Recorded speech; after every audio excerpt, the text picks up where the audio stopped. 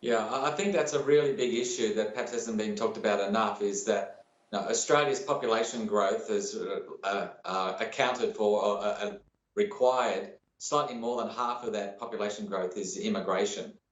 And population growth has been, 1.5% or a little bit higher for a number of years, and that's really been one of the key drivers of GDP growth.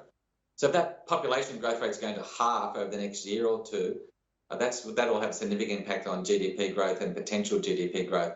So it's going to be really critical for the government to see how they can support population growth even while the borders are closed. It's going to be very tricky, particularly for areas like tourism and education sector.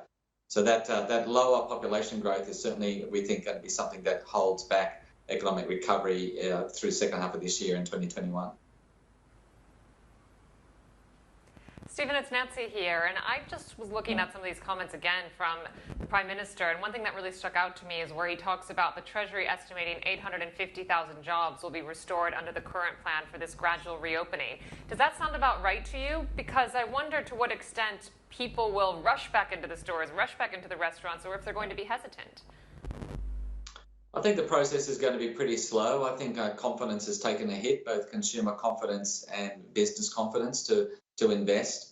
So the good news is we're beginning to open up, and we're opening up more than earlier than many other countries around the world. And I think, as the Prime Minister says, I think we've earned the right to do that given the success we've had in, as they say, flattening the curve on the COVID-19. But it's going to be very cautious, and I think it will take some time for the level of employment to approach anywhere near like it was before the COVID-19.